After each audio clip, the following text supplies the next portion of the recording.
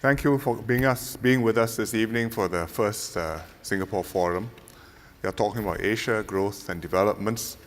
I'm sure you'll be focused on the latest events and trends and turning points, but I think it's useful to look at it from a longer point of view and take a more detached perspective of the direction the region is going. I think the trend is up.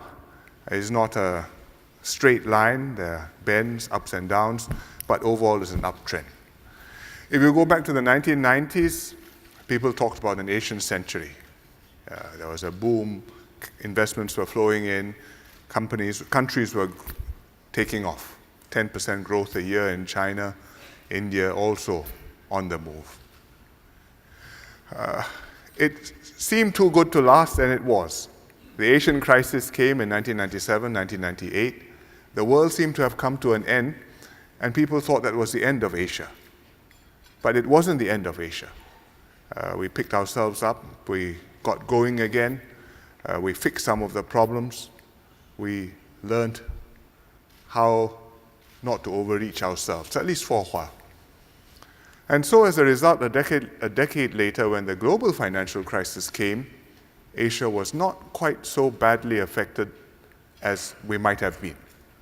Partly because we have put some things right 10 years ago, and so we're less vulnerable.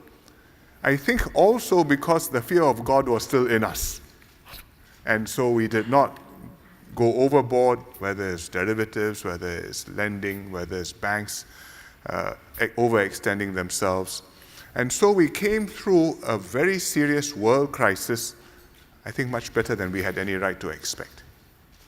Having come through, of course, you're into a new world, and when you think the sun shines, new issues will arise. And with QE, with zero interest rates, with capital flows, we face new challenges. And now with the end of QE, we have further shocks to navigate. So the trend has been up.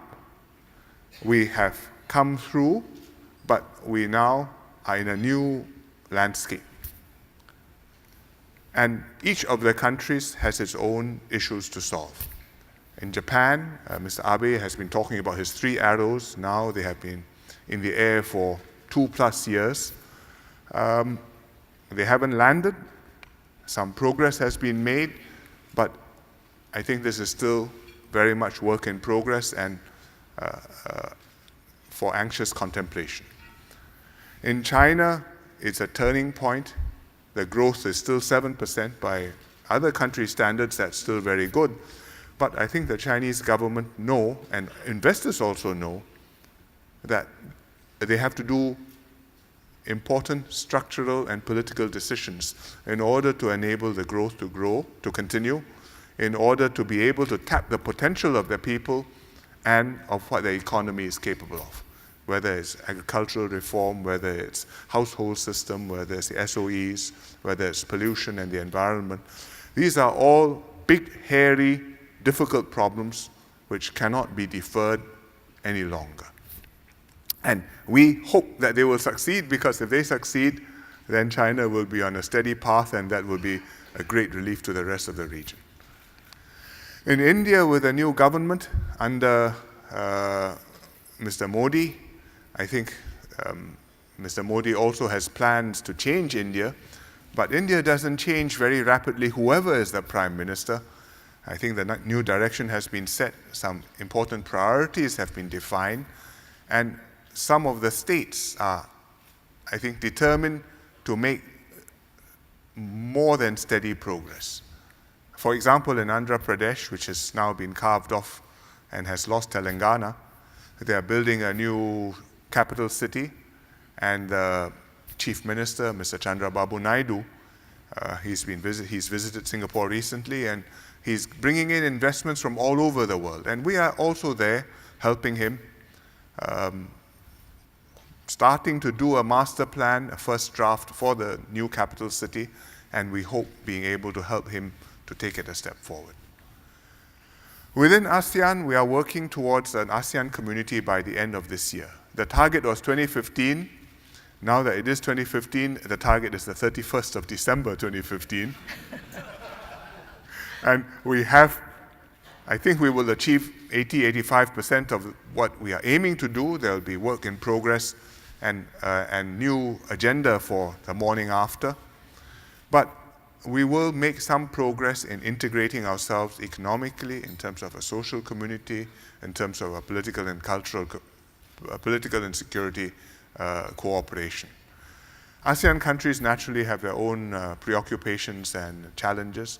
There's succession, there's generational change, there are political issues, there are ethnic issues in several ASEAN countries.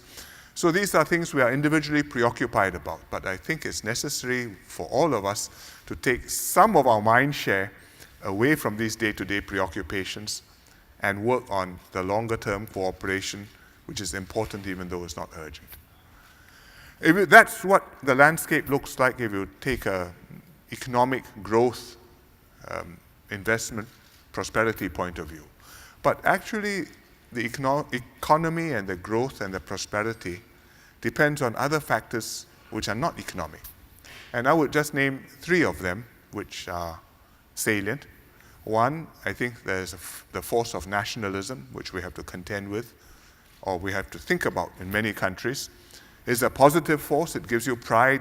It gives people motivation to go and do well and outdo the other fellow.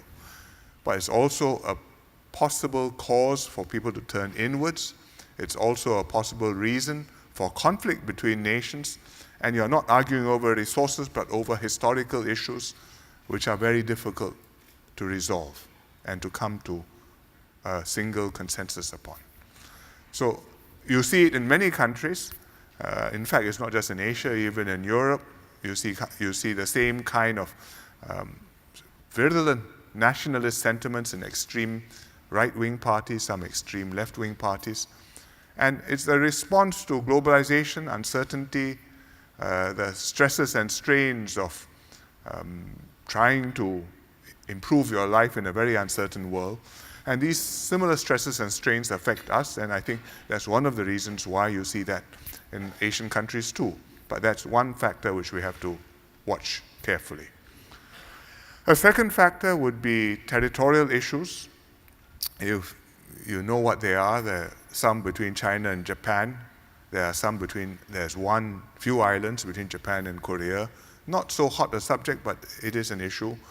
And there are atolls and reefs in the South China Sea, which are the subject of dispute between China and several ASEAN countries, and therefore of concern to ASEAN as a group. These are not hot wars, but they are not conflicts which are not tensions which are going to disappear, because no country is going to stand back and say, my claim is less legitimate than yours. My claim is indisputable, your claim is also indisputable. And when two things are indisputable, you have a dispute, which becomes insoluble. So that is a challenge. I think you could have a mishap, you could have an incident which can escalate, and then we would be in uncharted waters. I think the third thing which we have to watch is security issues, and particularly terrorism, extremist terrorism. ISIS is far away in the Middle East, but is not far away on the internet. It's one click away on the internet. And ISIS is attracting people from all over the world to go and become fighters for them, for their crazy cause. The tally is maybe 20,000 fighters have gone to ISIS in the last couple of years, which is more than the total number of fighters who went to Afghanistan over a very long period when the Soviets were there.